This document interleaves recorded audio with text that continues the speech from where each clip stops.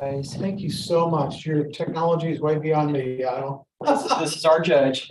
Okay. He flies this spaceship. We all just do our best to hang on. Very cool. Mr. Woodwhite, are you there?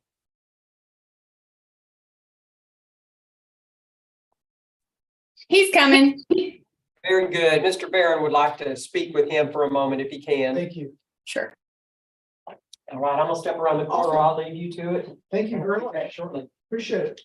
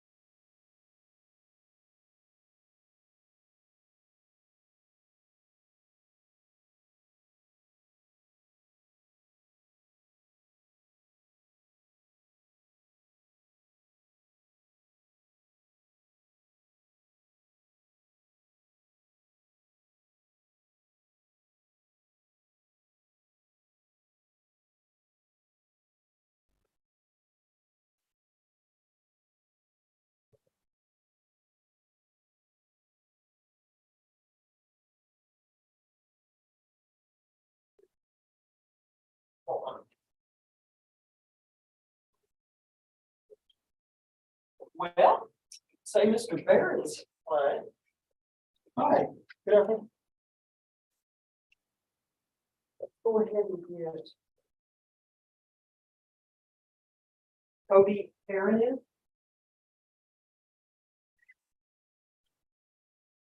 He's in a client with Mr. Barron. Mr. Barron's the only one here, so I'll see what. Miss Aaron, did you need me? Yes, sir. Ron Barrett, how are you? I'm doing well. Thank you for your time, sir. I was just retained by Mr. Heron's family regarding both felony and misdemeanor probation violation. And Who is Mr. Heron? Okay, so do you need the case number on that? I have it. Great. Okay. I know he's got several violations pending both on the felony and a little bit different on the misdemeanor, but do you want to handle both or just the felony side, sir? I think we'll probably handle both. I'll handle both the felony and the misdemeanor. We'll probably wrap the misdemeanor into the felony. Be aware that we are live being broadcast on YouTube. So let's, if you want to give my office a call, I'm sure we can figure something out for him. That'll be great. Just likely not today. Great. Shall I go through the? I can put y'all in a breakout room if you want me to. Yeah, I'll do quick resolve it now. That would be great. Or would you rather, would you rather phone call it?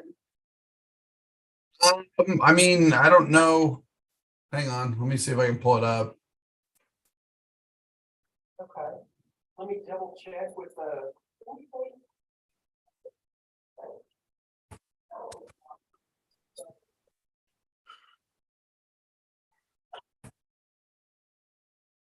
Here, let me do this. I can place you in, I can place you both in the breakout room, Tyler. Okay, that'll work. Okay. Got one person that's not on the test. It'll give you an opportunity to join. Aaron, will you place the jail court in the breakout room, please?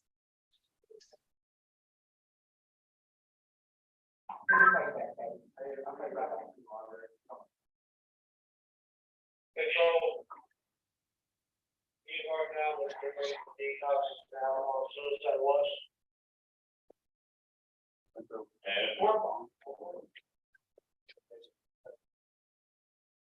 Yeah, well, there's control of the indicators.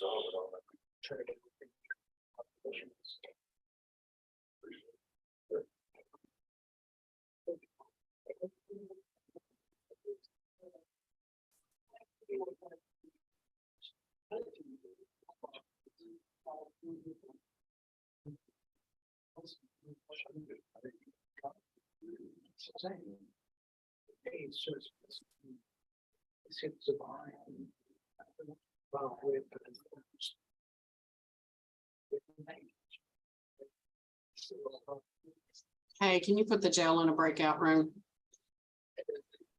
Okay, thank you.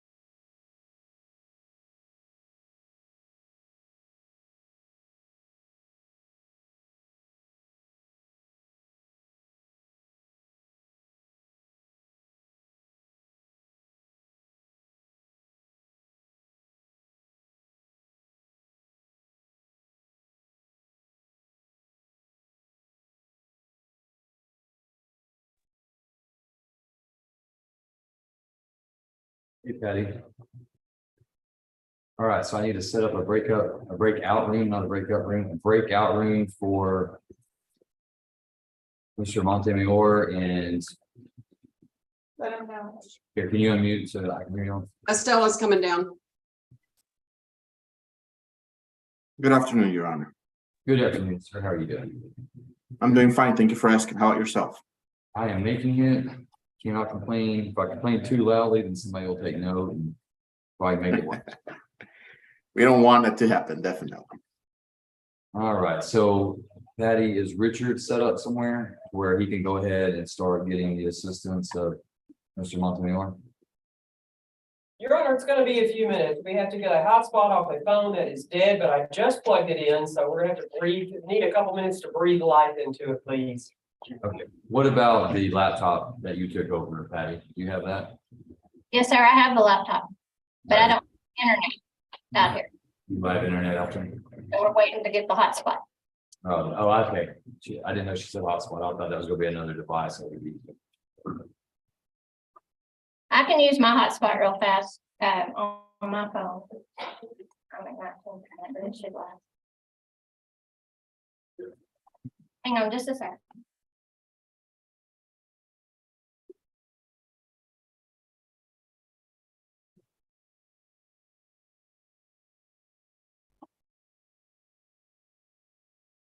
All right, while we're doing that, Mr. Montemayor, I'm gonna go ahead and swear you in. You'll go ahead and raise your right hand and identify yourself for the record. This is Victor Montemayor, OC interpreter, license ID number is 1659, master designation. Sir, do you solemnly swear or affirm that you will make a true translation of the statements of the court, the questions of counsel, and the testimony to be given by the witness in the matter now on trial to the best of your skill and judgment, so help you God? I do so swear. Okay, thank you. All right, so I believe Thank we you. have two Spanish speakers today that will need your assistance. And Mr. Schmidt is going to need your assistance in going over the plea papers with them. And so I think what I'm going to do is go ahead and put you in a breakout room. And then Mr. Schmidt and his client will join you, go over the plea papers, and then we'll return to open court for the actual plea, if that'll work for you. That works fine. And so what they're trying to do is get their hotspot operable there in the jail so that we can put both of them on a separate device in another room. So it might take just a minute, but I'm going to go ahead and try to send you to a room. If you'll just hit that invitation and accept it, I'll move you over there. And I believe we're ready, Your Honor. Okay.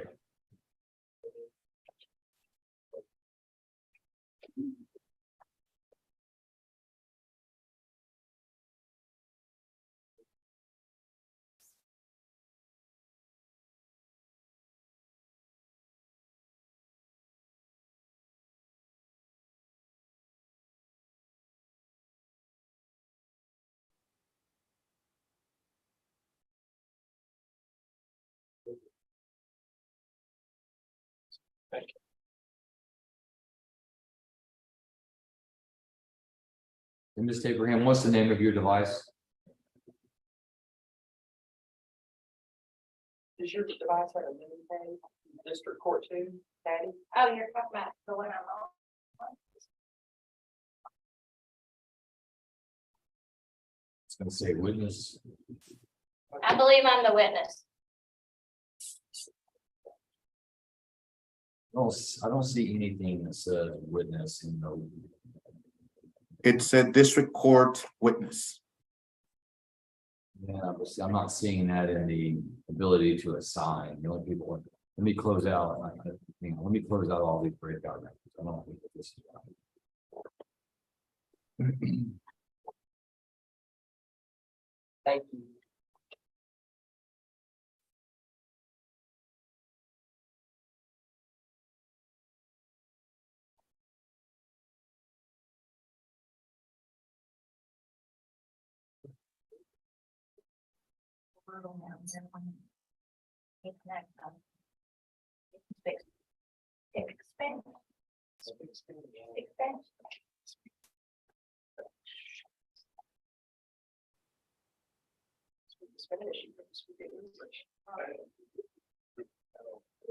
All right, let's see if that invitation goes through.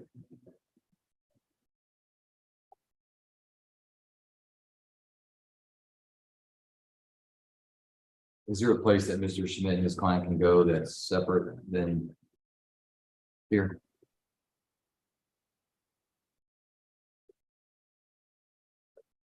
Yes, sir. Yeah, otherwise. Okay. Sorry. Go ahead. We're gonna have to measure. Take care.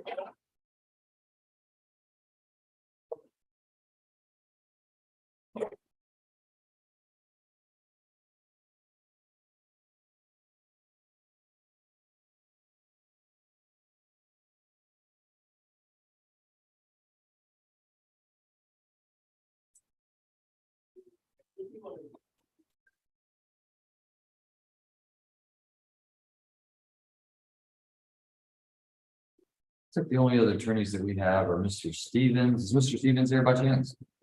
Your Honor, Mr. Stevens is here and Mr. Barron was actually here first, so. Oh, okay, good. I didn't see either one of them. Okay. All right. Mr. Barron will come up. This is versus Kobe Alton Heron, CR 18263, motion to revoke. Yes, sir, Honor. Thank you. I appreciate your time this afternoon. I had the pleasure of conversing with Mr. Woodard, and my client has a alleged probation violation, both on a felony and a misdemeanor case. Mr. Woodard and I are confident perhaps we can resolve this matter. We'll set it for the contested hearing, Your Honor, but before we do that, if I may, my client's been incarcerated about 30 days. He has 3 children to support, Your Honor. He is employed by Ramirez's tree service. I respectfully submit, Your Honor, if we can have bonds set, so pending resolution of these probation violation matters, that he can be released on bond, go back to work and support his family, Your Honor. And the state is not opposed to that. Mr. Woodard is not opposed to a bond being issued. Judge, state would take no position, whatever the court feels is just. Thank you. All right, let me look at his motion real quick.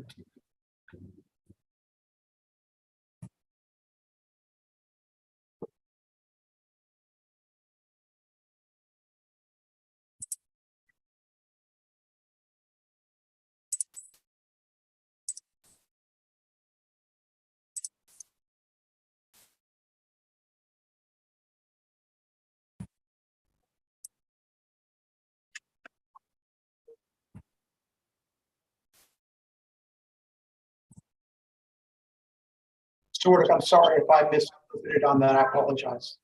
You're right.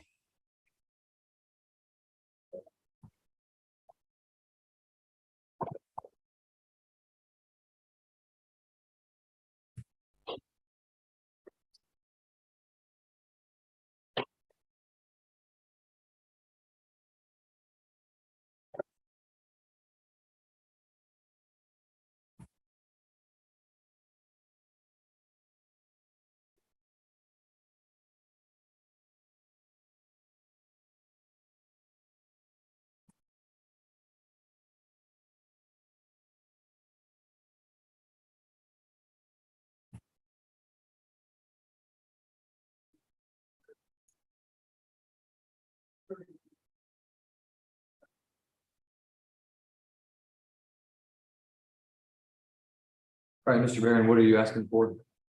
A $5,000 bond, Your Honor, if I may. You said 5,000? Yes, sir. And should I have concerns that he's not going to report? Oh, he'll report. I think the matter that I discussed briefly, Ms. Woodard, is that initially when the state report, Your Honor, his probation, my understanding, was transferred to Henderson County. It was my understanding he did report to Henderson initially, and there may have been a misunderstanding with that. So he will certainly report. Mr. Heron, tell the judge that. Yes, sir, I will report. I did report. All right, court will grant a $5,000 cash or surety bond to Colby Alton Heron. Mr. Barron, if you can give me an order reflecting that, I will get that signed and filed and sent to the sheriff's office. Yes, I will email it and e-file it, Your Honor. If you'll just email it to my coordinator, and we'll get that printed and signed and sent over. E-file will take a little bit longer. And we'll go ahead and we'll set Mr. Barron then, I'm sorry, Mr. Herron on the contested docket on March 30th. And that'll be at 1:30 if he remains in custody, 9 a.m. if he is on bail. Thank you so much, Your Honor. I appreciate it. Thank you. You're welcome.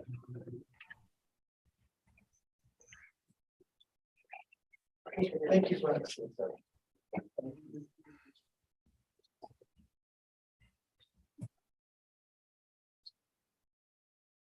Yeah.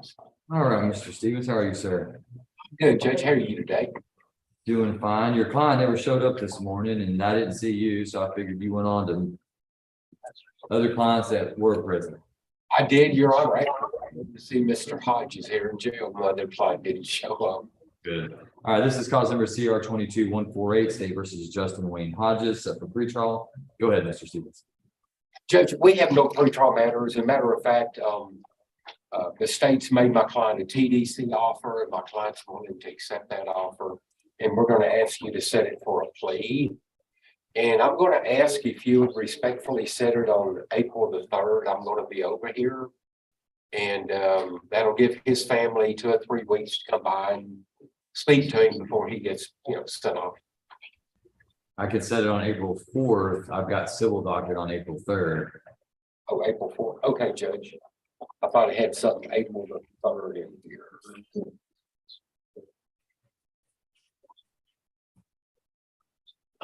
That is correct, Judge. I'm sorry. I'm looking at my calendar wrong. Exactly. April the 4th. I apologize. All right, court will set Mr. Hodges then to enter his plea April 4th. That'll be at 1:30 in the afternoon. So.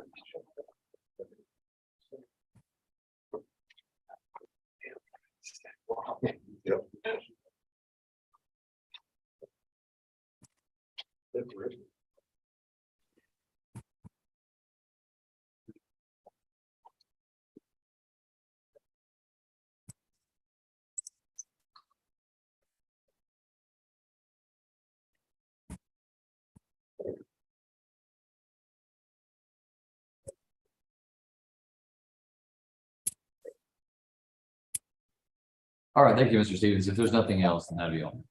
Thank you. Thanks, sir. And for purposes of the record, CR 2267, State versus Robert Gerard. Court had Mr. Gerard set today on a hearing on medications. And court finds that there was insufficient notice to the state, so the court's removing that from the docket, and we'll reset that at another time. Counsel for the defendant, Mr. Lowe, was notified earlier this morning, as was Dr. Coleman, the physician applying for the psychoactive medications. Is Jake Wheeler there? No, Your Honor, but we can get him. Yeah, if you don't mind, then I can go ahead and take up his arraignment while we're waiting on Mr. Schmidt. I know he's got quite a lot of work to handle.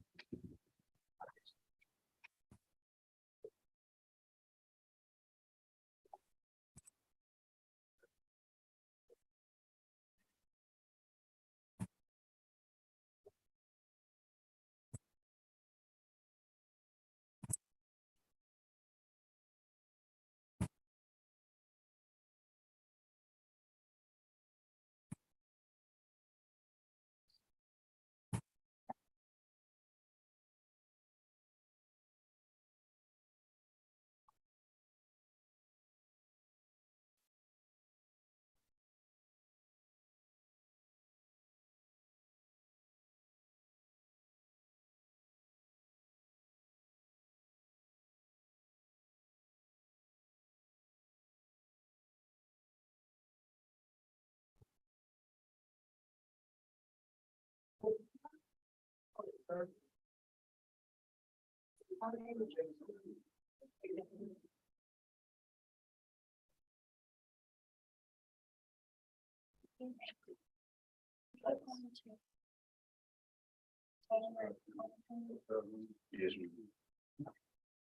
you Mr. Wheeler? Yes, sir. All right, Mr. Wheeler, my name is Judge Chris Martin. This is cause number CR 23-22. Mr. Wheeler, it looks like you've been indicted and charged with the 2nd-degree felony offense of theft of property less than $300,000 automatic teller machine. Mr. Wheeler, are you requesting a court-appointed attorney? Are you going to hire an attorney? How do you intend to proceed? You're going to hire an attorney? Have you already started doing that at all? I got it in the process. You're in the process? And so, Mr. Wheeler, if I reset your case until April 4th, do you feel like you will have that attorney hired by that time? So I'm sorry, what did he say, Patty? I couldn't hear. He said, yes, sir. Okay, good. All right, then the court will reset Mr. Wheeler for arraignment and status on attorney on April 4th.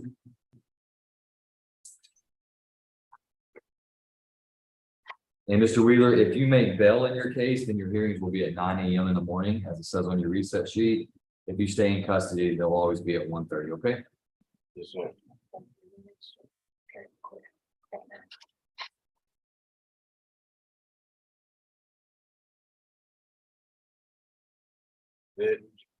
Yes, sir, that's all. Thank you, Mr. Wheeler.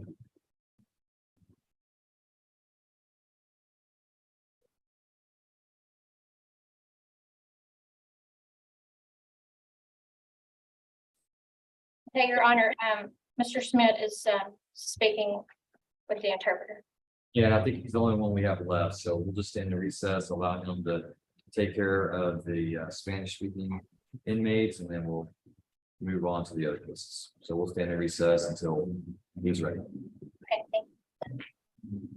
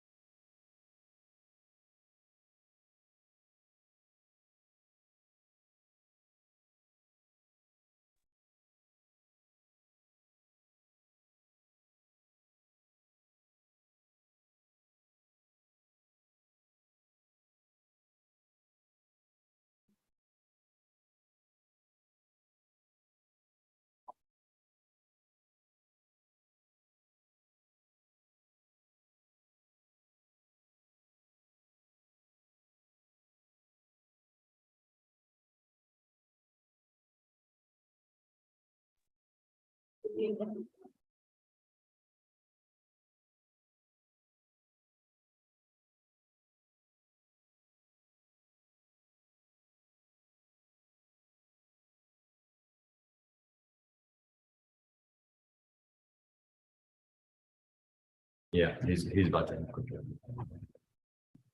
All right, Mr. Schmidt, which client do you have with you right now? This is Pablo Montelongo.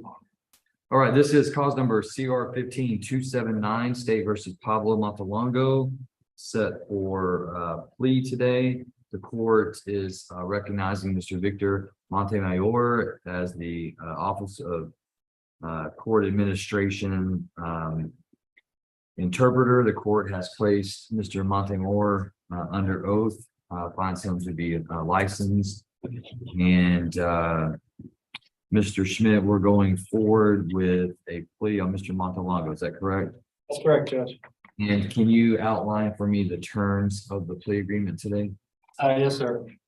We intend to plead guilty to a lesser included state jail attempted assault. No, okay, he can't hear. I think we lost our interpreter. No bueno. Mr. Montemayor, are you there? Yeah. Yes, I can hear you in the English channel. Okay. Judge, we don't have the world.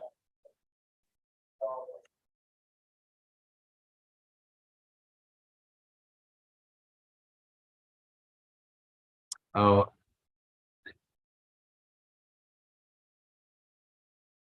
Yeah, I know what the issue is. You are still in the breakout room. You'll have to come out of the breakout room.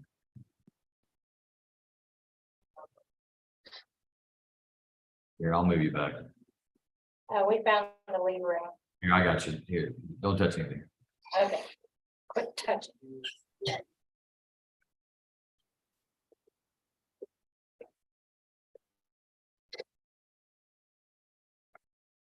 And it should be exiting back to the main session here in just a moment.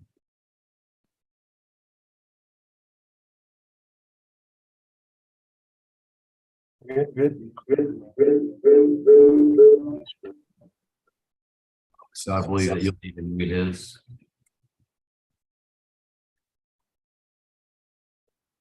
We're good. Mr. Montemora, will you say something to Mr. Montelongo to make sure we're working? Who's got? That will need to be muted. Now say something, Mr. Montemora.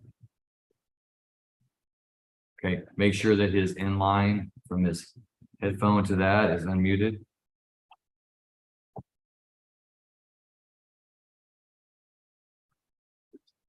I'm talking about this thing here, the inline to his headphones, right there by his right shoulder. Yeah, make sure that that's unmuted. You can hear? On this side?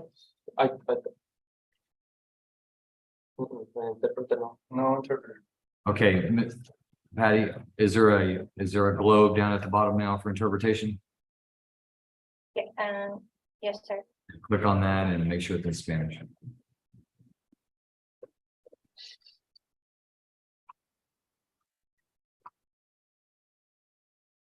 Let's try now, Mr. Montemora. Sí. Bueno. Okay, good. Let's start over then. Okay, this is cause number CR 15279, State of Texas versus Pablo Montelongo.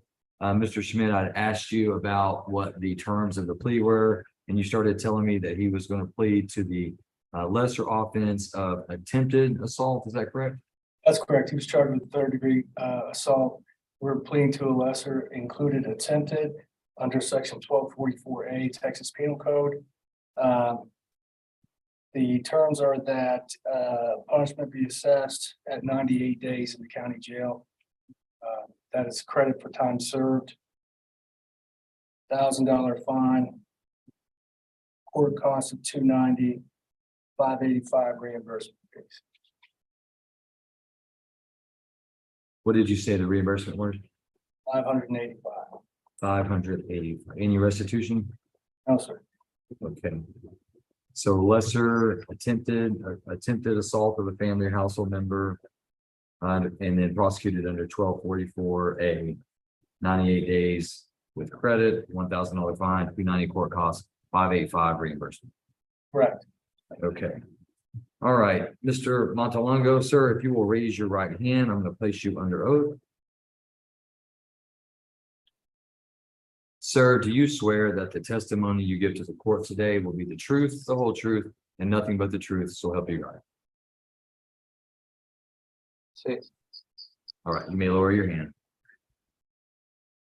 Is your name Pablo Montelongo?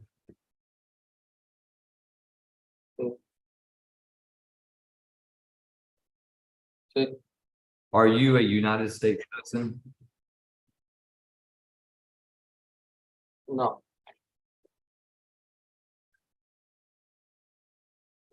And you are not able to read and write the English language, is that correct? Correct. And Mr. Schmidt, have you and Mr. Montelongo discussed the potential adversarial effects regarding this plea as it would maybe apply to Mr. Montelongo's status within this country? Judge, we have both today and previously with my interpreter. Mr. Montelongo currently has a hold on him from the Immigration Customs Department. So he fully expects to be deported once these proceedings are done. He's aware of that and understands the collateral consequences. Thank you, Mr. Schmidt. Mr. Montelongo, do you agree with Mr. Schmidt?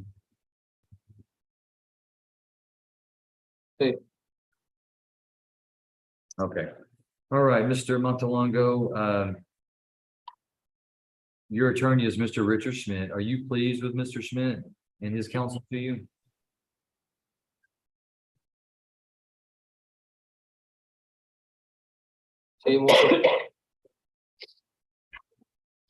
And do you feel like you've had enough time to talk with him about your case and that you've had all of your legal questions answered?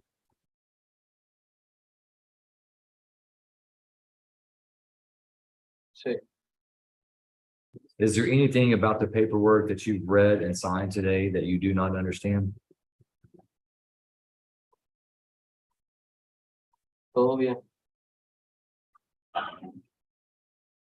Mr. Schmidt, go ahead. Judge, for the record, I would like it noted that paperwork is entirely in English. Mr. Montelongo could not read those on his own. However, I did go through the paperwork with the interpreter, as well as clarified that Mr. Montelongo was comfortable signing those documents, even though that they were written in English, to make sure that we were clear on the interpretation issues. Mr. Montelongo, is that your understanding as well?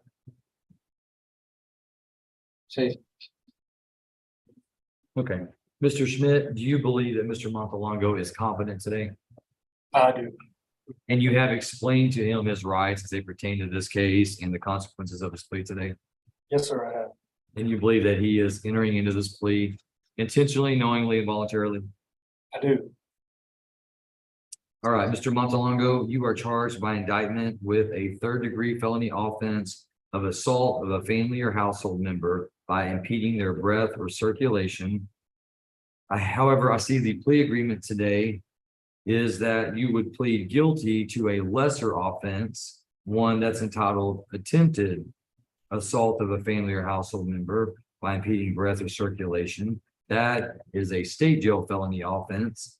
And if prosecuted under section 1244A of the Texas penal laws, then your range of punishment could not exceed that of a class A misdemeanor, which is 365 days in the county jail. I understand that the plea agreement, as Mr. Schmidt has read it to me, is that you're agreeing to a conviction in this case to that charge in return for the state's recommendation on your sentence of 98 days in which you would receive full credit for time already served, meaning you would not have to serve any additional days. You would also be assessed a $1,000 fine, $290 court cost, and $585 in reimbursement fees. Is that your understanding of the plea, sir?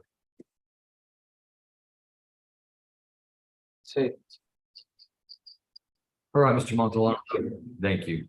And all right, Mr. Montelongo, then I'm going to ask you, how do you plead to the lesser included offense of attempted assault of a family or household member by impeding breath or circulation?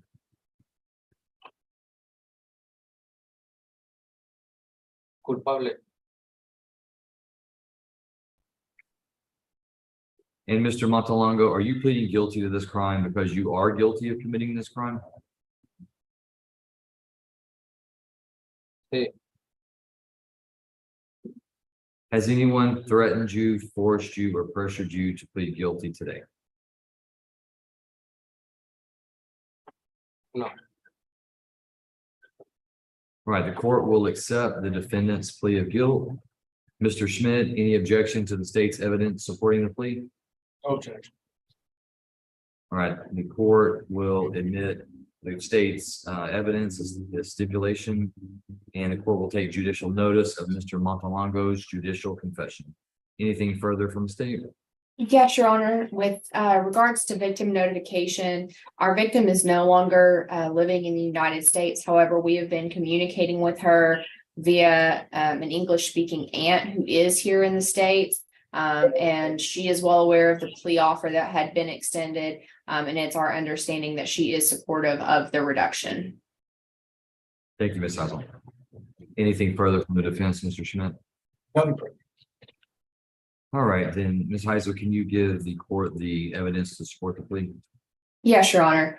On May the 30th of 2015, in Wills Point, they were called out for a domestic disturbance with a couple of witnesses. They interviewed both the victim and some witnesses on scene. And the victim essentially said that Mr. Montelongo had come home, that they had had some kind of argument, that he had punched her in the face and then grabbed her by her throat while getting on top of her, and that she had had some difficulty breathing while he was holding her throat. Thank you, Ms. Heisel. Anything anything in addition, Mr. Schmidt? No, Judge. Okay. All right, then based on the evidence presented to the court finds that there is sufficient evidence to convict Pablo Montelongo of this offense. The court will follow the plea agreement reached today between the state and the defendant. The court hereby convicts the defendant of attempted assault of a family or household member by impeding breath or circulation. The court assesses punishment under section 1244A of the Texas Penal Code at 98 days confinement in the Van Zandt County Jail. Court will issue the defendant 98 days of credit for time already served. Court orders a $1,000 fine, $290 court cost, and $585 in reimbursement fees. Mr. Montelongo, you're hereby remanded to the custody of the sheriff so he can carry out the terms and conditions of the sentence. You're going to step over to be fingerprinted. Good luck to you, sir.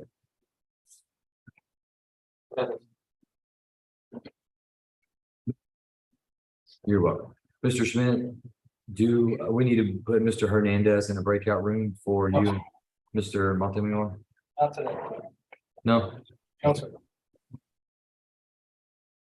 All right, this is cause number CR 11-105.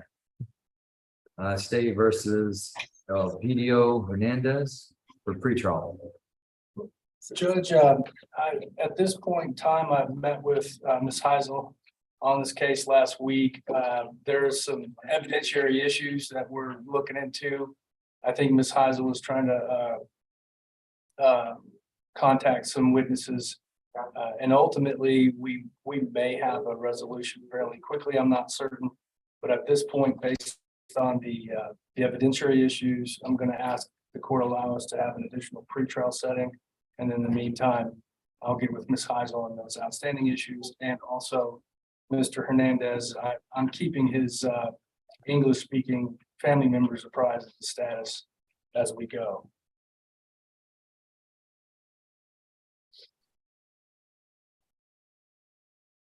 And does Mr. Hernandez have any questions or issues that he needs to bring to the court's attention?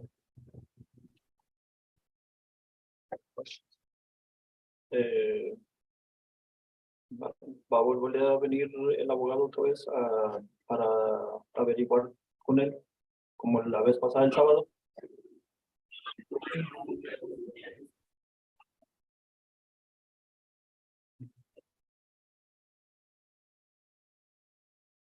Mr. Schmidt, you want to respond to that? I think he wants me to come see him on Saturday. Yeah, I didn't know if you wanted to use Mr. Montelongo to. That's okay. Much understood. At the end of the day, if Mr. Monteyor would just let him know that here within the next few weeks, I will definitely pull him with an interpreter and give him the updates. But right now, we don't have it. So it won't be this Saturday or the next. It'll likely be in 3 weeks.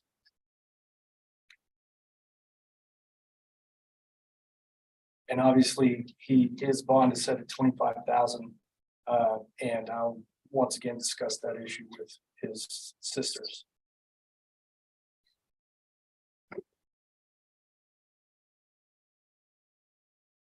Anything further, Mr. Hernandez? No.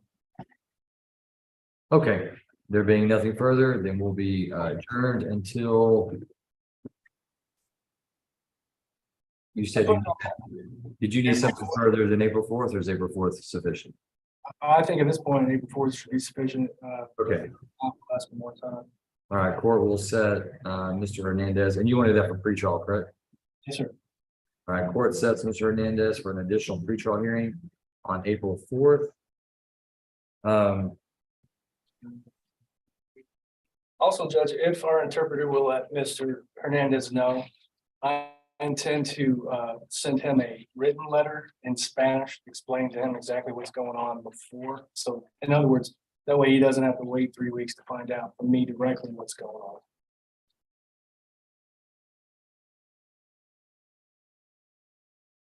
Mr. Montemor, can you confirm whether or not there's any availability with OCA for April 4th at say 2 p.m.? Yes, sir.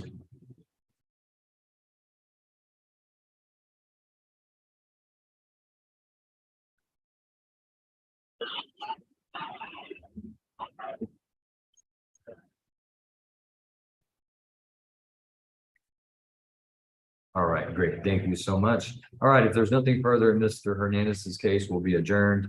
Mr. Montemor, I appreciate your patience and your help today. Thank you. You're welcome. You have a great day. And Judge, I have a lot of my clients here. Each one of them is going to have to execute paperwork real fast. So it's going to be a minute. I think I'm the only attorney in here. So I'm going to get through that paperwork as quickly as I can. Yes, sir. Yeah, I knew you'd be working, so we'll stand in recess, give you time.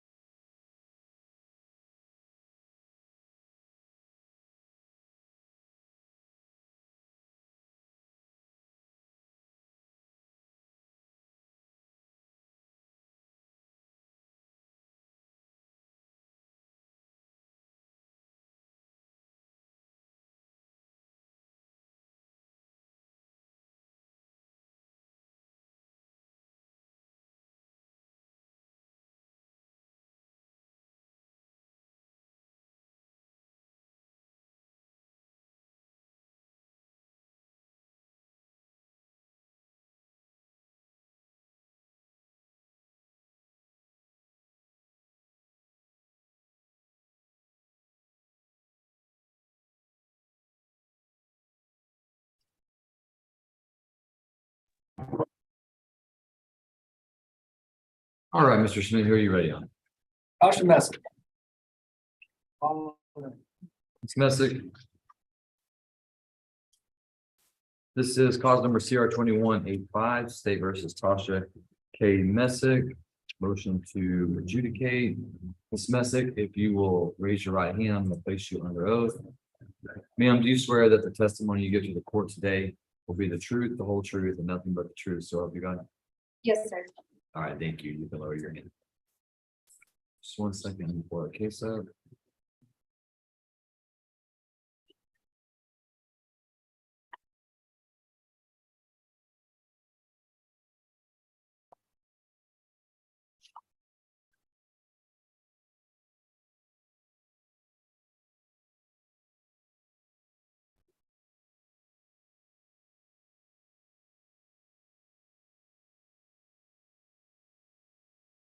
All right, Ms. Messick, you appeared before the court on May 25th of 2021. You pled guilty to the offense of driving while intoxicated with a child under 15 years of age, a state jail felony. The court heard your plea agreement that day, approved your plea agreement, and assessed your sentence at 15 months confinement in the state jail division of TDC, ordered you to pay a $2,000 fine. The court then suspended that sentence and placed you on community supervision for a period of 2 years. It was during your period of community supervision that you were also extended for an additional 1 year with a new expiration date of May 24th, 2024. During that time, the state filed a motion to revoke your community supervision. That was filed on, looks like July 5th of 2022.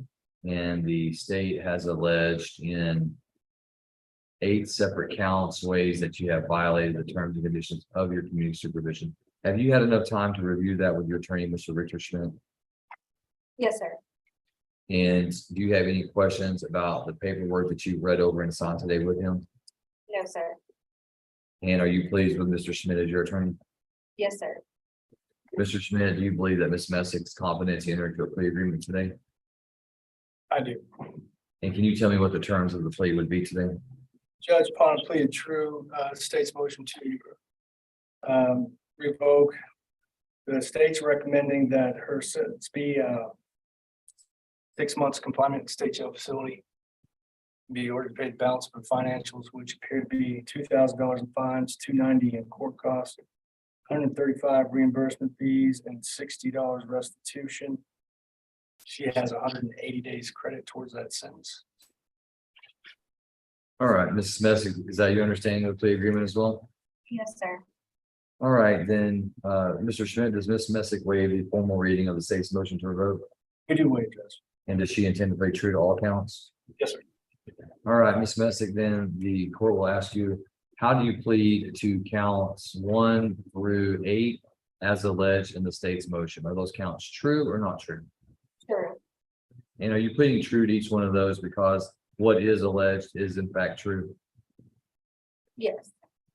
Has anyone threatened you or forced you, pressured you to plead true to any count today? Yes, sir. All right, the court will accept the defendant's plea of true to each count. Mr. Schmidt, any objection to the admission of the defendant's waiver of rights and plea of truth? No, sir. All right, court admits the defendant's waiver of rights and plea of truth and takes judicial notice of Ms. Messick's judicial confession. Anything further from the state? No, Your Honor, we'd rest in post. Anything further from the defense? Rest, Judge. All right, then based on the evidence presented, the court finds that Ms. Messick has violated the terms and conditions of her community supervision. The court will follow the plea agreement in her case. Court hereby adjudicates the guilt of Ms. Messick, convicts her of the offense of driving while intoxicated with a child under 15 years of age, a state jail felony, assesses her punishment at 6 months confinement in state jail, orders her to pay the balance of her financial obligations, and awards her 180 days credit towards her sentence for the time that she has spent in jail on this cause. Ms. Messick, you hereby remanded to the custody of the sheriff so he can carry out the terms and conditions of the sentence.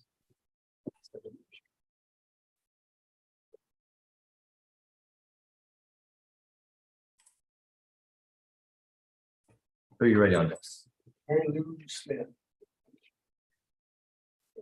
Mary Lou Beth Smith, CR 1739. What are the terms of the plea today, Mr. Schmidt? Judge, this is a motion to revoke and the state's recommending that upon plea of true to their motion that the court revoke Ms. Smith's community supervision, sentence her to 7 months confinement in the state jail, where her to pay the balance of her financials, which appear to be $2,000 in fines, $265 and 10 cents in court costs. In addition, she has 62 days credit towards that sentence.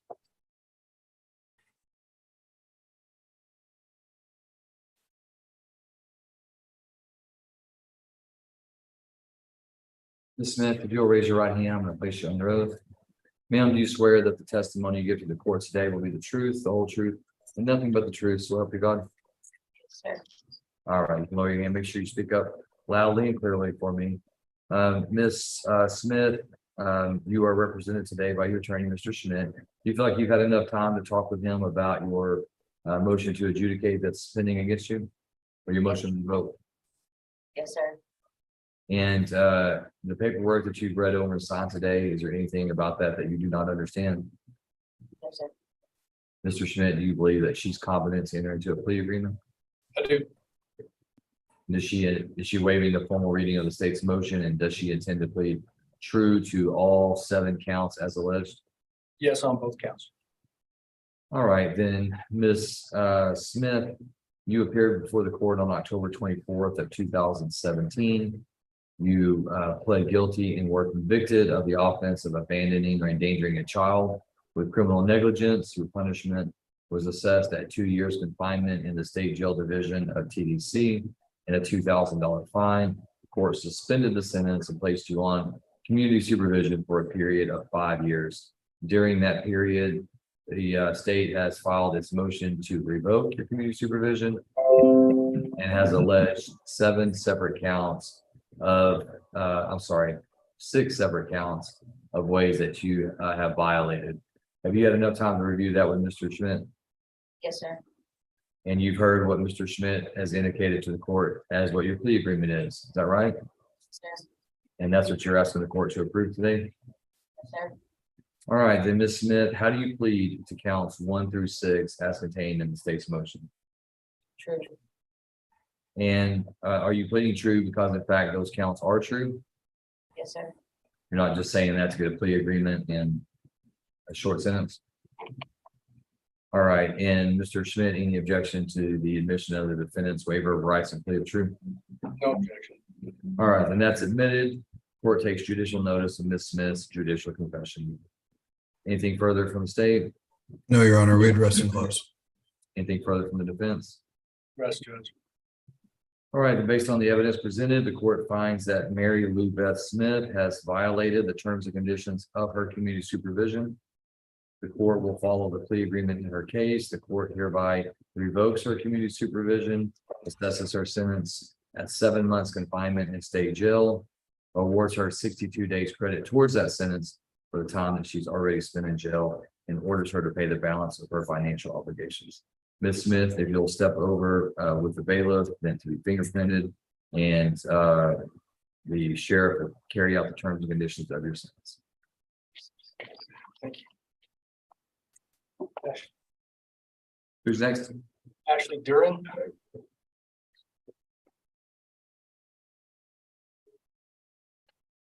Ashley Renee Durham, CR 21-354, set for arraignment. Are we also pleading Ms. Durham today? We are, Judge. All right, what's the terms of the plea? Judge, first off, we'll waive formal reading of the indictment and proceed to plea. The terms are that the state's recommending upon plea guilt, the court defer a finding, place her on 3 years community supervision, assess a $1,000 fine, $180 restitution to DPS laboratory, and $635 reimbursement. All right, is her name spelled correctly in the indictment? DUREN. That's correct. Yes. Okay, Ms. Duran, if you'll raise your right hand. Ms. Duran, do you swear that the testimony you give to the court today will be the truth, the whole truth, and nothing but the truth, so help you God? All right, I can see that you answered, but I can't really hear you. And it's gonna be important because my court reporter here, she's got to actually take down what you say, okay? Okay. All right, thank you. All right, your name is Ashley Renee Duran, is that correct? Yes. And Ms. Duran, are you a United States citizen who reads, writes, and speaks English? Yes. Have you ever been diagnosed with a mental condition? No. In this case, you're represented by your attorney, Mr. Richard Schmidt. Are you pleased with Mr. Schmidt as your attorney? Yes. Have you had enough time to talk with him about your case? And do you understand all of the legal paperwork that you read over and signed today? Yes. Mr. Schmidt, do you believe Ms. Duran to be competent? I do. And you've explained to her rights as they pertain to this plea and also the advantages and disadvantages of a deferred adjudication. I have, Judge. And you believe that she understands all of those? Yes.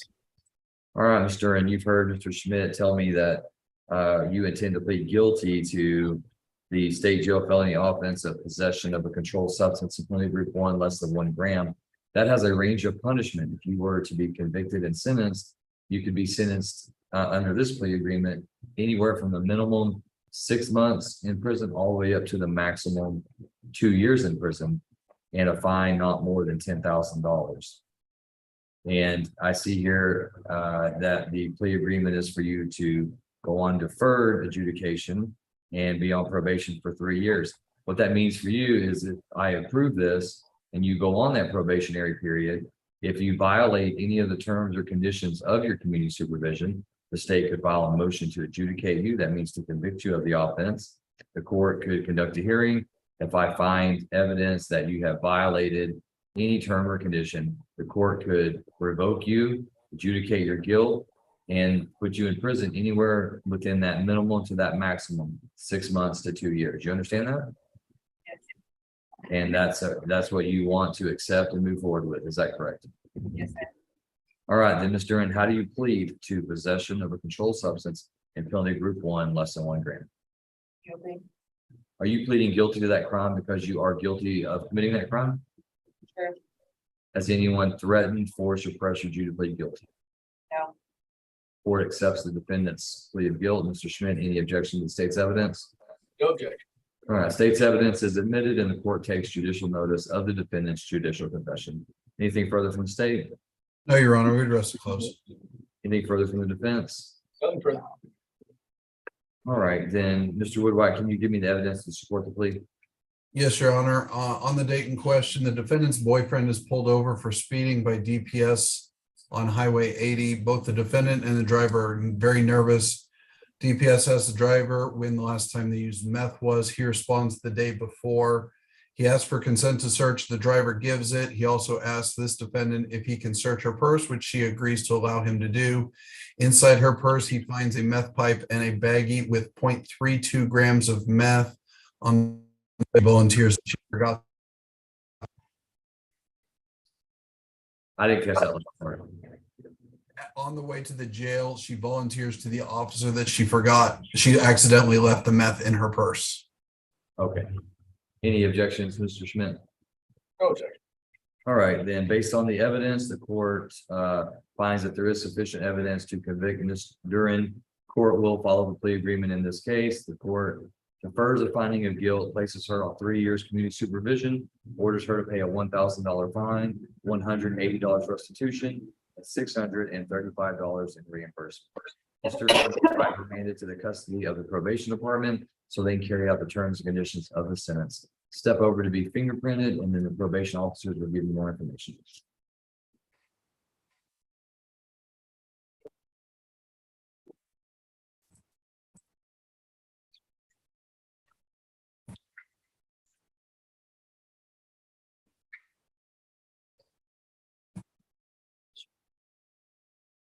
Who's next, Mr. Schmidt? Sierra 22-268, Matthew Coleman.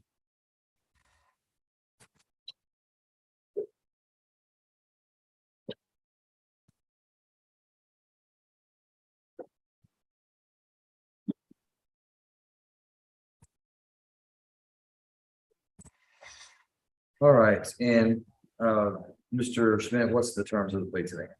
Judge, upon a plea of guilt, the state's recommending to the court that Mr. Coleman's punishment be assessed at 5 years in Texas Department of Criminal Justice Institution Division, that he be assessed a $2,000 fine, $290 in court costs and $20 reimbursement fees.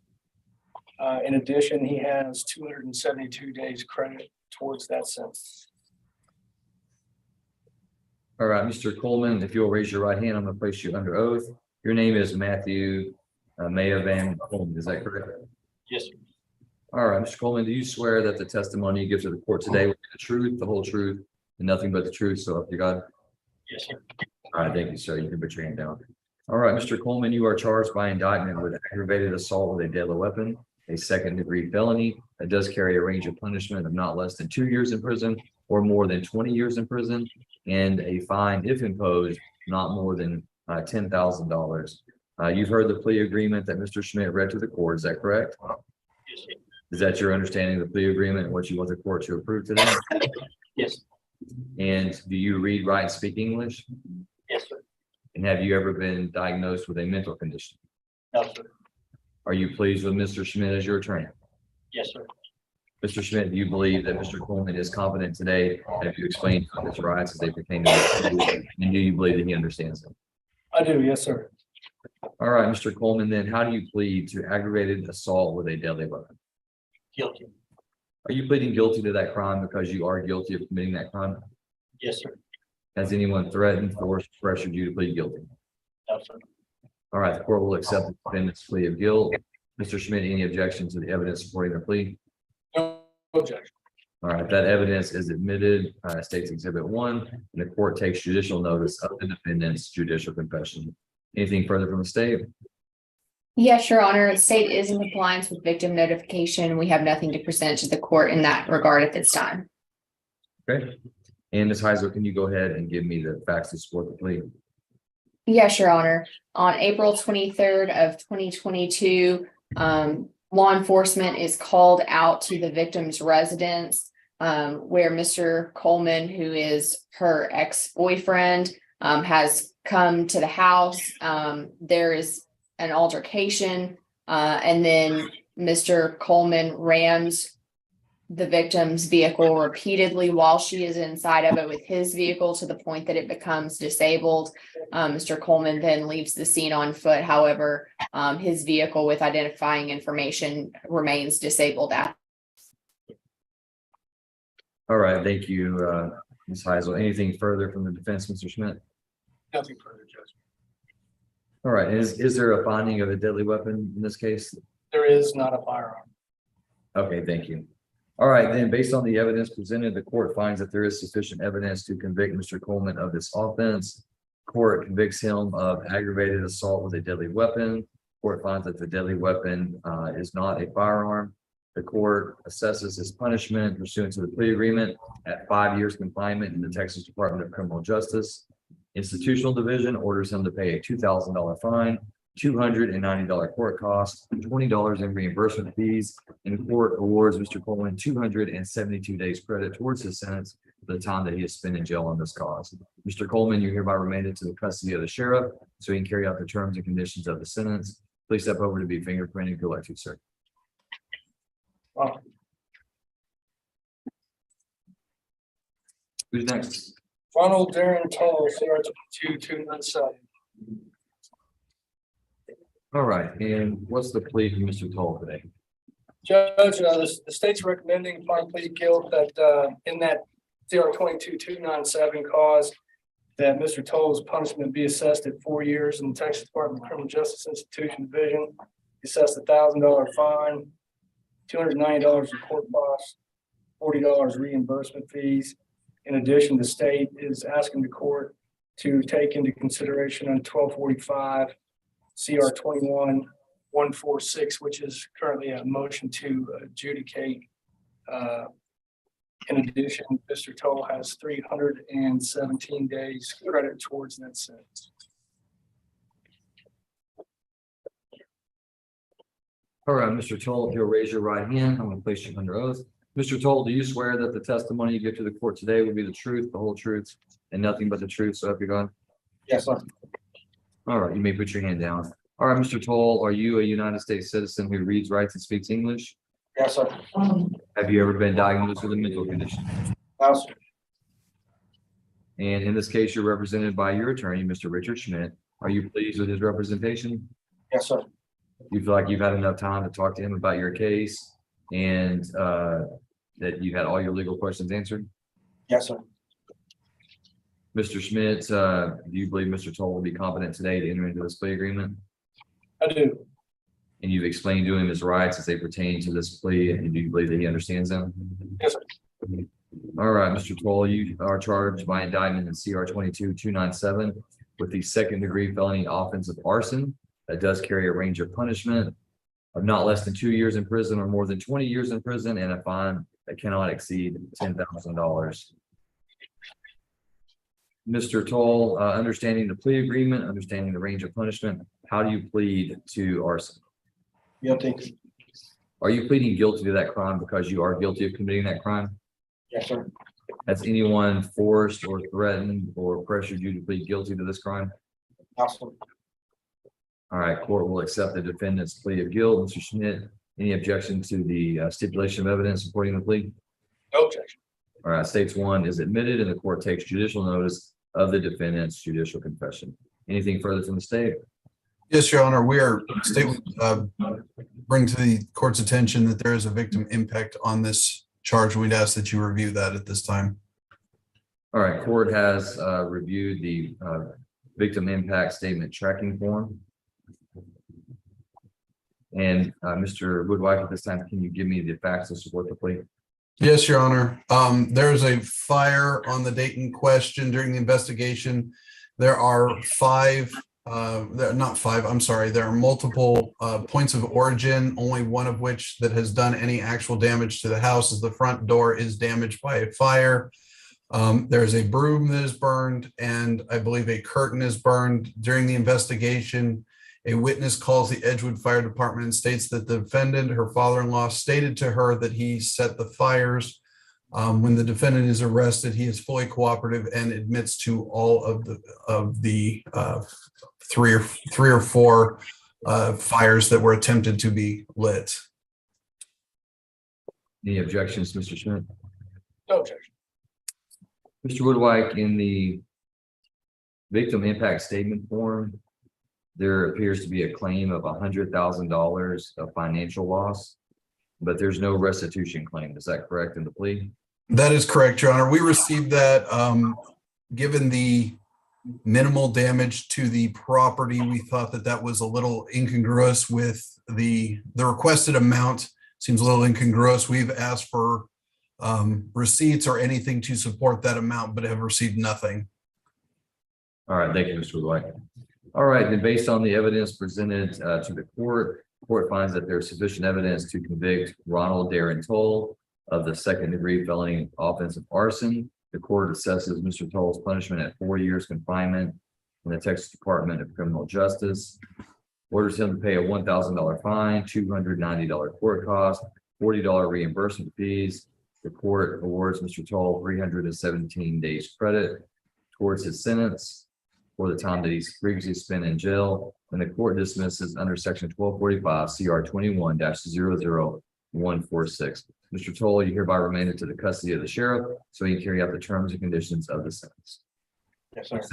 Please step over for your fingerprint. Eddie. Who's next? Edward Drummond. Drummond. All right, this is cause number CR 22373, CR 2338. I'm sure that we're set for docket call, arraignment, but possibly a plea. Is that correct? Judge, we're prepared to move forward on a plea on CR 2338. State is going to move to dismiss CR 22373 in conjunction with the plea to the 2338 case. Okay, and what are the terms of the plea? The terms are upon plea of guilt, the offense is a class A misdemeanor, terrorist threat, family household member. The state's recommending that Mr. Drummond's punishment be assessed at 192 days in the county jail. Credit for those 192 days, $500 fine, $270 in court costs, $515 reimbursement fees, In addition, they're going to take under section 1245, the DA 2022-1216 theft of a firearm. So upon a plea, go ahead. What was the cause number on the 1245? There is a DA number on the theft of a firearm, DA 2022-1216. And then the dismissal is the CR 22373. And this should resolve all his business in Van Zandt County, at least currently. All right, Mr. Drummond, if you'll raise your right hand, I'll place you under oath. Mr. Drummond, do you swear that the testimony you give to the court today will be the truth, the whole truth, and nothing but the truth? So help you God. Yes. All right, you can lower your hand. Your name is Edward Joseph Drummond, is that correct? Sir. Mr. Drummond, are you a United States citizen who reads, writes, and speaks English? Yes, sir. Have you ever been diagnosed with a mental condition? Yes, sir. Can you tell me about that? They diagnosed me with schizophrenia. You've been diagnosed as schizophrenic? Yes. Are you currently under doctor's care or medication for that? Yes. Okay. Do you feel like your mental condition is in any way affecting your ability to understand what's going on here today? Yes, sir. And you're represented by your attorney, Mr. Richard Schmidt. Are you pleased with Mr. Schmidt and his work for you? Yes, sir. Is there anything about the paperwork that you've read over and signed today that you do not understand? Yes, sir. Mr. Schmidt, do you believe Mr. Drummond to be competent to enter into this plea? I do. And you've explained to him his rights and the consequences of his plea. I have. All right, Mr. Drummond, then you've been charged with a Class A misdemeanor terroristic threat of a family or household member. A Class A misdemeanor carries a range of punishment of confinement in the county jail for not more than 365 days and a fine, if imposed, not more than $4,000. I see the plea agreement in your case fits within that range of punishment. So at this time, I would ask you, how do you plead to terroristic threat of a family or household member? Guilty. Are you pleading guilty to that crime because you are guilty of committing that crime? Yes, sir. Mr. Drummond, has anyone threatened, forced, or pressured you to plead guilty? No, sir. All right, the court will accept Mr. Drummond's plea of guilt. Any objection to the state's evidence? No objection. State's evidence is admitted and the court takes judicial notice of the defendant's judicial confession. Anything further from the state? Yes, Your Honor, with respect to victim compliance, the state has spoken with the victim in this case, Ms. Durham, who is Mr. Drummond's grandmother. We are dismissing the burglary of a habitation cause at her request. However, we are moving forward, obviously, with the terroristic threat, which she's in agreement with a plea agreement on that cause. All right, thank you, Ms. Heisler. All right, Ms. Heisler, can you go ahead and give me the summary of the evidence to support the plea? Yes, Judge. May 21st of last year, Mr. Drummond went over to his grandmother's house. He made entry into the house, and there was a verbal altercation in which Mr. Drummond essentially threatened to assault his grandmother. She then called the police, and he was arrested on these two calls. Thank you, Ms. Heisler. Anything further from the defense, Mr. Schmidt? Judge, I think the state's assessment of facts are substantially the same as ours. We would say that at the time, Mr. Drummond had that residence as his residence, and he was retrieving some of his belongings. Obviously, Mr. Drummond behaved inappropriately towards his grandmother and scared her. That's why she called the police. But ultimately, the burglary of a habitation was the initial charge. And based on the results of the plea today, we would say, and I think the state would agree, that the habitation was not burglarized, but the terroristic threat was made. And for that reason, we're pleading guilty to that offense. Thank you, Mr. Schmidt. All right, then based on the evidence presented, the court finds that there is sufficient evidence to convict Edward Joseph Drummond of terroristic threat of a family or household member. The court will follow the plea agreement. The court convicts Mr. Drummond of that offense, assesses his punishment at 192 days in the county jail, awards him credit for 192 days, The court assesses court costs of $270, reimbursement of $515. Mr. Schmidt, did you mention a fine at all? I believe I said 500. Okay, I didn't write that down. Court also assesses a $500 fine, and the court dismisses under section 1245 DA 2022-1216, theft of firearm, and also the court dismisses CR 22373, burglary of a habitation. Mr. Drummond, you're hereby remanded to the custody of the sheriff so he can carry out the terms and conditions of the sentence. If you're not going to be able to pay all of your fees when you're released, you need to meet with the court collections officer so that you can set up a payment plan to discharge your fines and court costs and reimbursements. Failure to do so will result in a warrant being issued for your arrest. Do you understand? Yes, sir. Okay. All right. Step over with the deputy to be fingerprinted.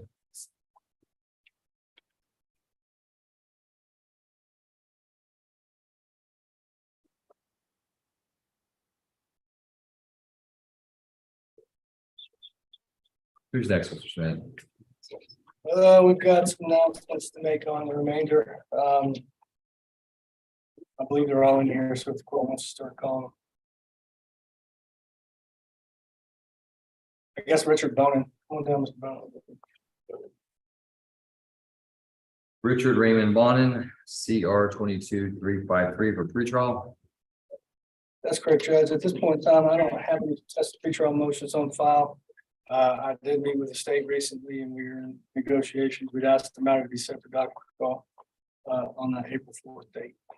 All right, court will set Mr. Bonin for docket call April 4th. That'll be at 1:30 unless he makes bail, which will be at 9 a.m.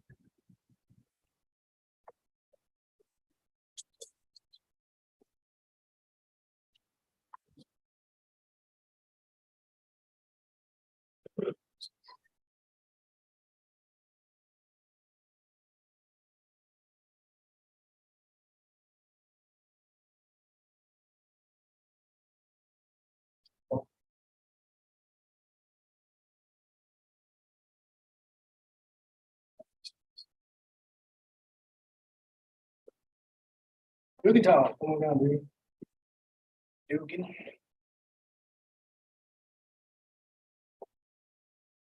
You say Dugan Tom, CR 22158. That's correct. All right, Mr. Tom's is set for his motion to revoke. Any announcements? Yeah, Judge, I think was recently reappointed on the motion to revoke. I have not had an opportunity to meet with Mr. Toms yet to go over the state's motion. Anticipate doing that hopefully within the next couple of days. We'd ask for a reset on the motion to revoke. All right, any objections if we set him on a contested docket on 3:30? No objections, Judge. All right, court sets Mr. Toms for motion to revoke on the contested docket March 30th at 1:30.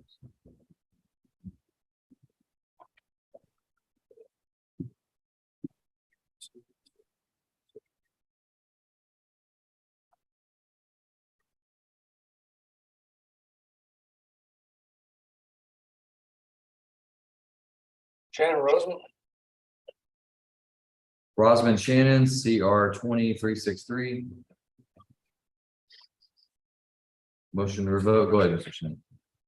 Judge, I make the same announcement. I suspect that under circumstances, we're still negotiating. State has related an offer. I have not related that to Mr. Roseman yet. We can put him on that 3:30 docket. Perhaps we'll have that resolved. All right, court will set Mr. Shannon for contested hearing on March 30th.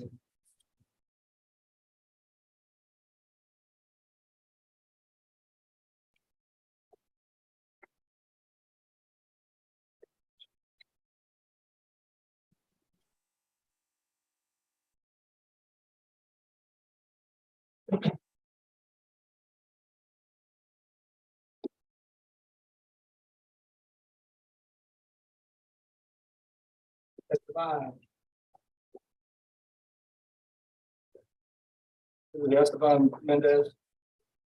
Esteban Mendez, CR 22400, CR 22401, pretrial. Go ahead, Mr. Shannon.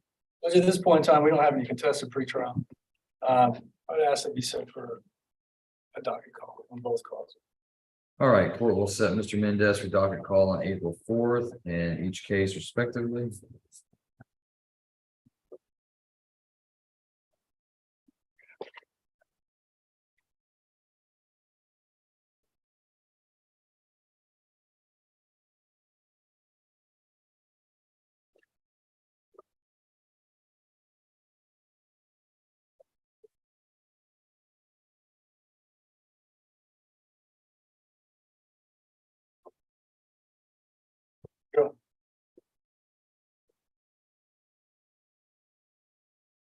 Who's next?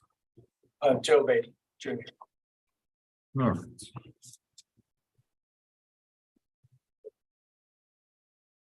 All right, this is Joe Junior Beatty, CR 22398, CR 14450. And what are we doing today, Mr. Schmidt? Judge, theoretically, we're set for a pretrial day. I think we've reached a tentative agreement with the state. We were anticipating pleading Mr. Beatty today, but I met with him yesterday and we discussed some of his concerns and issues.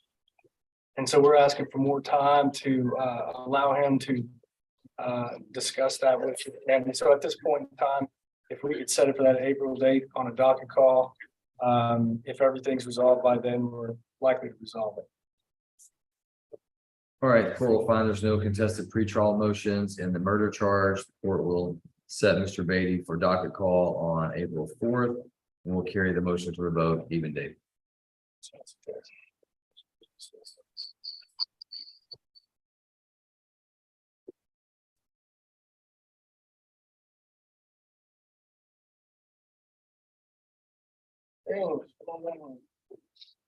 Who's next? James Hancock. James Lee Hancock Jr., CR 22354. Just 1 second, Judge. No problem.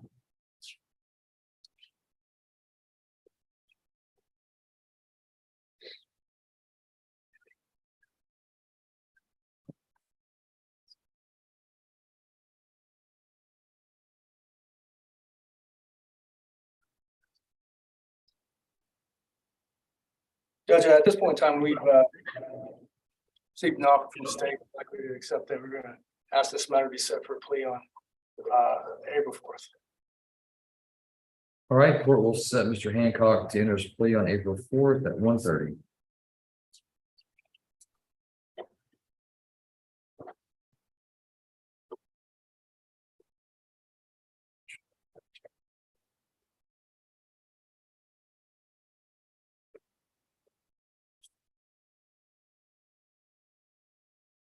You ready on Taylor Davidson? Sure.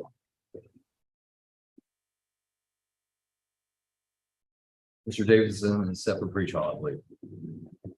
That's correct, Judge. As of today, we don't have any contested pretrial. We received an offer from the state. I began discussions and explanations with Mr. Davidson on that issue as of yesterday. Hopefully, we're getting close to resolving, but as of today, we asked them to be set for that April 4th docket call. All right, court will set Mr. Davidson for docket call on April 4th at 1:30.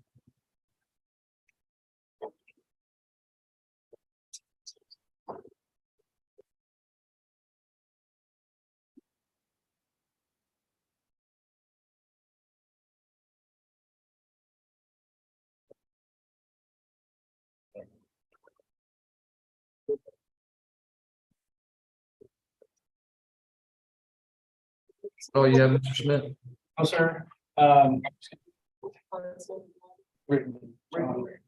got I got Mr. Rigney, who we held over from him this morning. That's right. They're gonna bring him in from the lobby and I have to briefly go over some conditions with them and then we'll be ready to rock.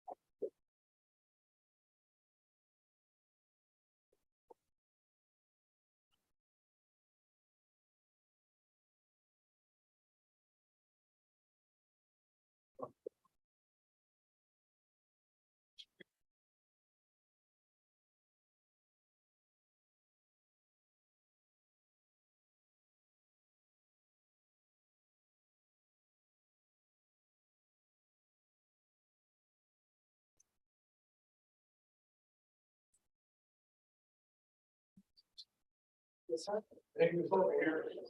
See, real quick, your job will go over these. Guys, I appreciate y'all.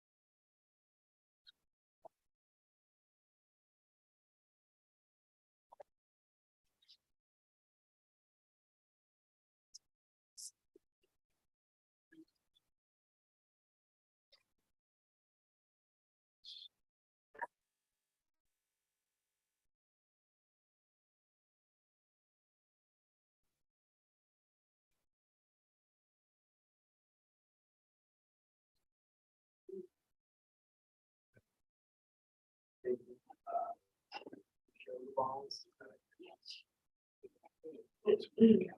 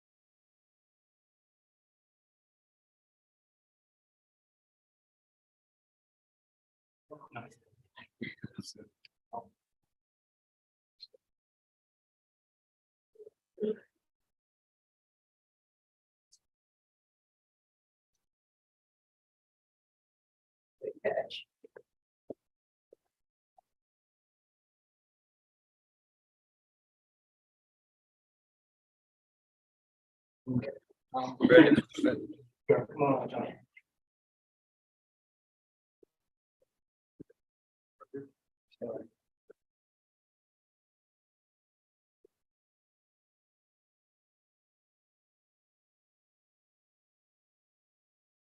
All right, this is cause number CR 2307, CR 2337, State versus John Brendan Rigney. And Mr. Schmidt, what case are we putting on? And what are the terms? Judge, we're pleading on CR 2337. The state, in conjunction with the plea, is filing a motion to dismiss in CR 2307. The terms are that upon a plea of guilt, the state's recommending in court, and it is a third-degree felony. The state's recommending that that Mr. Rigney's guilt be adjudicated by the court, and be sentenced to 10 years in Texas Department of Criminal Justice Institution Division, that be suspended for a period of 5 years, assessed a $2,500 fine, $290 in court costs, $15 reimbursement fees. In addition, they are taking DA 2020-648 and DA 2020-649 into consideration under Section 1245 Texas Penal Code.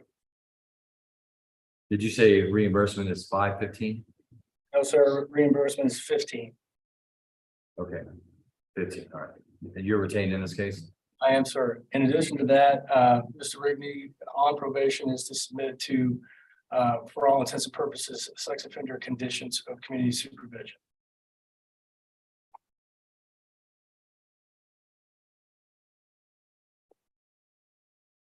So there's no modification of any of the conditions of community supervision, is that what you're saying? There are, sir, actually. As a matter of fact, that's one of the things that we delayed this case for. Because of the facts and the nature of the original offense, I met with Ms. Heisel.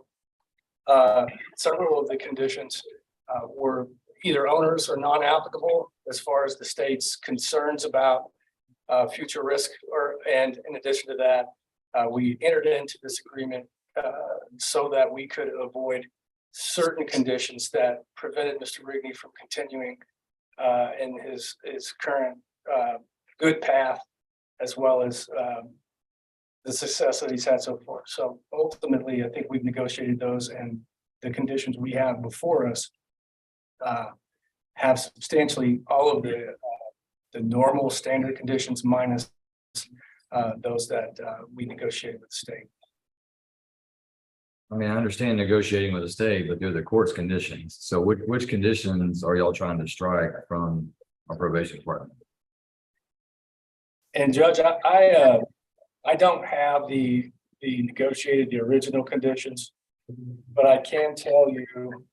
Judge, I can relay those. Sorry to interrupt, Mr. Schmidt, but I have the original ones. State was striking condition S, condition U, condition V, condition W, condition X.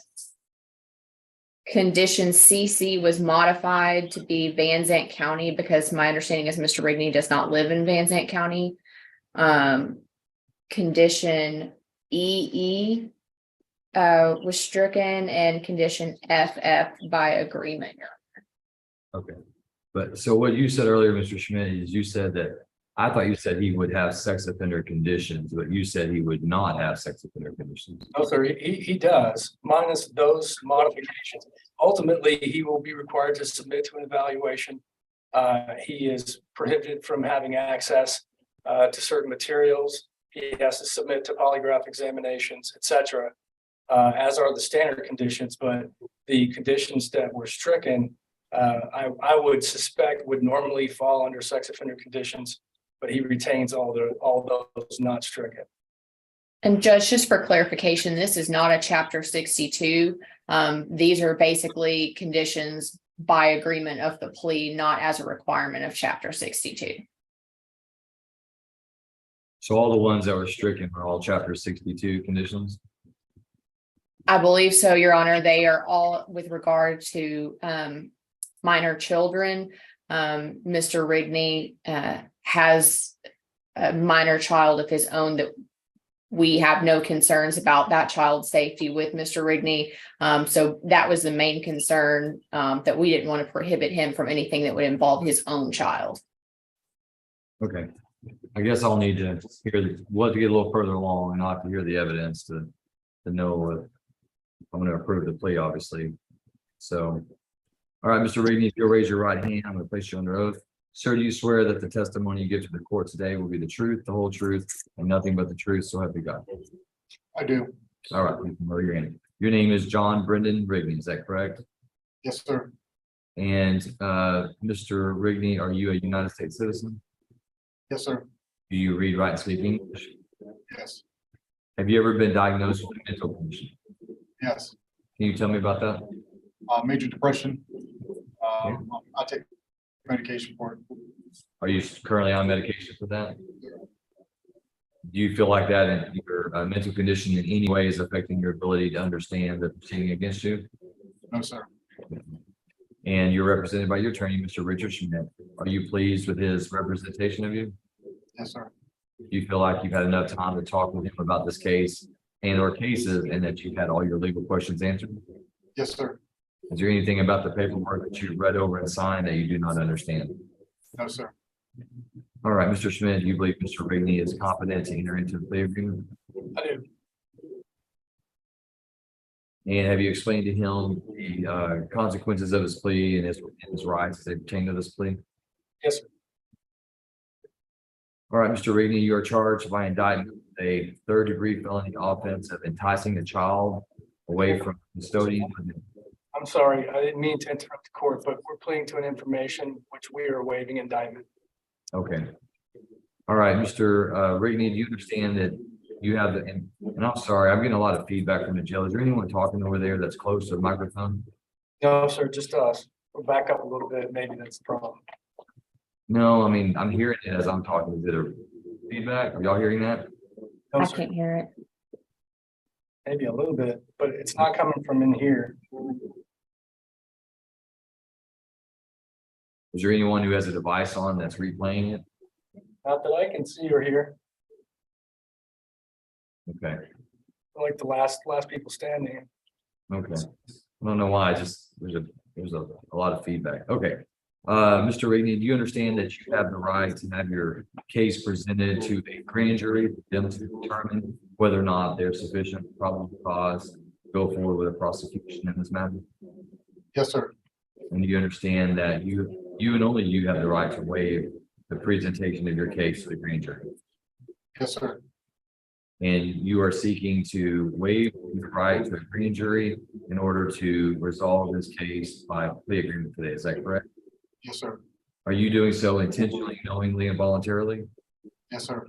Has anyone forced, pressured, threatened you to make you feel like you had to waive your right to a grand jury? No, sir. Waive your right to an indictment? Okay.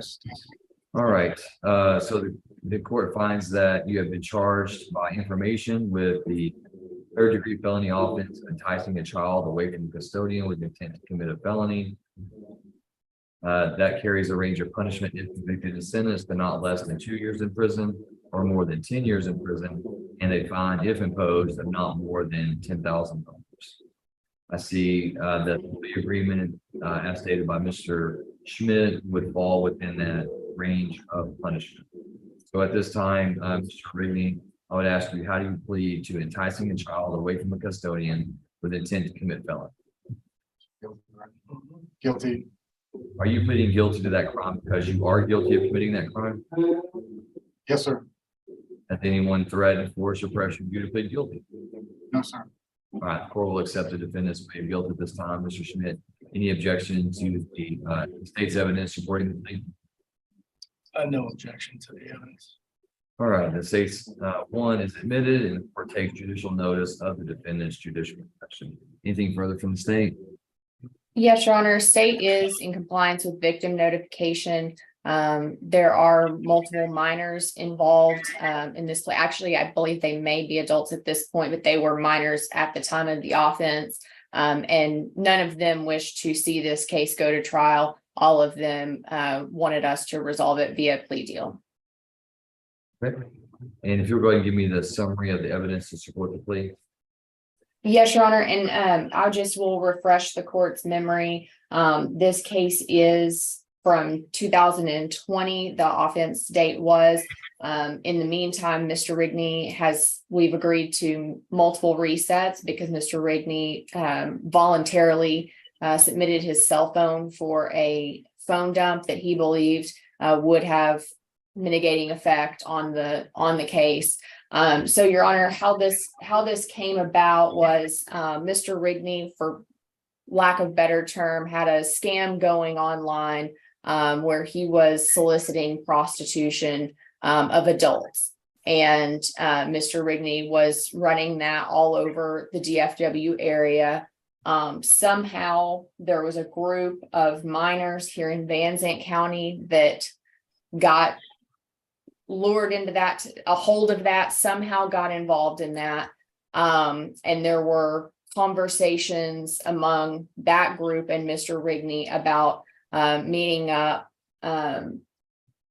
Ultimately, the police got involved before any meetup did occur, essentially set up for Mr. Rigney to meet one of the girls in Terrell.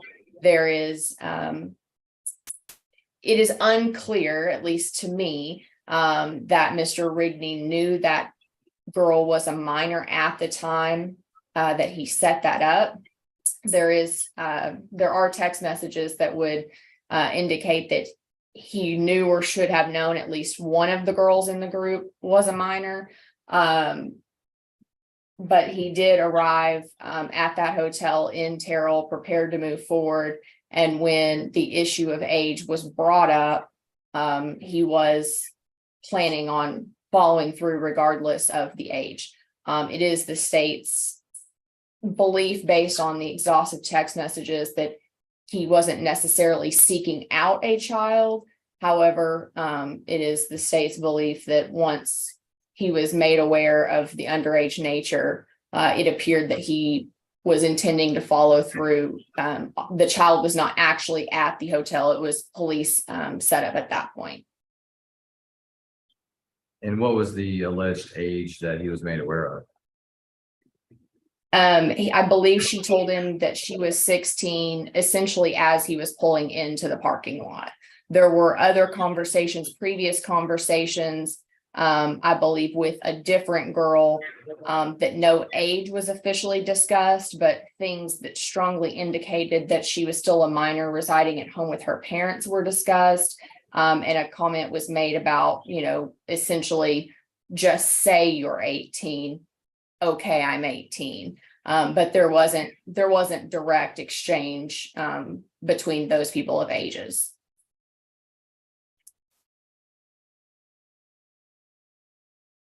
Okay. Anything further, Mr. Schmidt? Judge, I would say that that our contention and our position since we began going through the discovery with the state is that the activity in which Mr. Rigney was engaged in, although questionably moral, was not at the time illegal. And the ultimate goal was consensual relationships with adults. The individual minors who were caught up in this, there were, based on my estimation and reading of the evidence, there were at least 4 of them. And ultimately, they shared Mr. Rigney's contact information with one another. So one of the things that was unclear, or that we would have to continue to pursue, is who was talking to who and when. I can state to the court that Mr. Rigney had no intent nor desire to solicit a minor, and he did show up from Dallas to Terrell in an Uber, believing that they were adults. Ultimately, when the minor in question, who became the stated named victim in the state's indictment, disclosed that she was 16, he was already there. And he was under arrest for online solicitation. So although we don't necessarily condone, or Mr. Rigney has since undergone quite a bit of self-improvement, including inpatient rehab and some other things, although we understand that behavior is probably not the best course of action, because basically, the wider net you cast, the likelihood that some fish underweight end up in the net. And ultimately, we would submit to the court that that's basically what happened here. And I think that I've spent an extensive amount of time with Ms. Heisel, looking at the evidence and trying to find a resolution that was appropriate given the nature of the behavior and the actual intent. And that's how we arrived on this particular agreement. I guess from the public perception, though, that the crime that he's pleading guilty to, enticing a child, actually looks worse his intent when he was originally charged with online solicitation of an adult. Y'all agree with that? I mean, well, actually, it was online solicitation of a minor.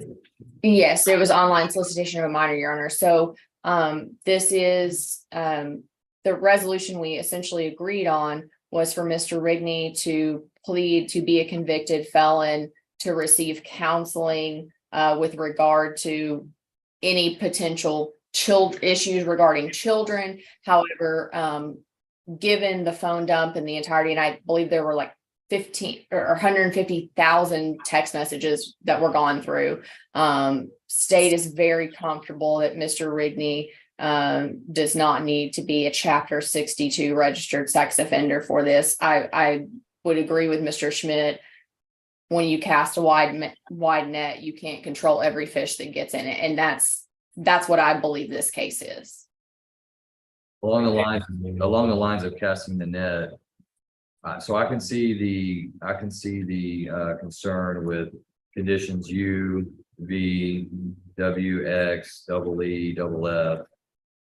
I get those, but why does Mr. Rigney need access to internet services? Seeming as if he is doing what Ms. Heisel said he was doing, running an online scam. Why would the court allow him to keep an internet connection if this is how he got in trouble in the first place? May I answer? Yes, sir. Okay. Ultimately, Judge, I think 90% of Mr. Rigney's business, including his job and his communications, are internet-based. So if you look at the conditions pertaining to electronic and digital devices, any access he has online would most likely take place on either a cell phone or perhaps a laptop. But through the other conditions, the concerns are substantially covered and mitigated because the probation department has unfettered access to seize, search for, and to forensically analyze any of those particular devices for any potential violations of the other conditions. So I think ultimately, when we look at internet or the term internet, as far as I know, based on all digital devices, they're all connected to the internet. So it would be impossible for someone to have a smartphone without that access. So it would be my contention to the court that those other conditions that remain that give probation the oversight of those devices would protect any kind of concern that the court or the public may have future activities or any future unlawful conduct. Was Mr. Rigney's intention, his scam that Ms. Heisel says, was it run through social media or just on the internet? It was social media. Through social media. So is there a need for him to have social media? If the court allows him to have internet services so that he can maintain his living and do those things, is it imperative that he have social media? Judge, no, it's not. Judge, We're asking to leave. Sorry, we're asking to leave condition R, which would prohibit the use of social media during the term of his probation. I thought that was included in S. No access to internet services at all. There was a separate condition early on. I can't remember the number, but ultimately, Mr. Rigney, and I advise all my clients, by the way, to either get rid of social media or stop using it. But under the circumstances, any outstanding social media accounts that Mr. Rigney had, he's advised that he is closed and no longer accesses them. So if that condition is not there, then we have no objection to it remaining. Okay. All right, then the court will follow the plea agreement. Court finds that based on the evidence does substantiate the guilt of John Brandon Rigney for the third-degree felony offense of enticing a child away from custodian with intent to commit a felony. Court will convict him of that offense, will assess his sentence at 10 years confinement in the Texas Department of Criminal Justice, or suspend that sentence and place him on 5 years community supervision. Ordered him to pay a $2,500 fine, $290 court cost, $15 reimbursement fees. And the court will order sex offender conditions in the community supervision conditions. The court will strike conditions S, U, V, W, X, double E, and double F. Mr. Rigney, you are remanded to custody of the probation department so they can carry out the terms and conditions of the sentence. I'm gonna have you step over to be fingerprinted and then talk to the probation officers and they'll give you more information about what's next.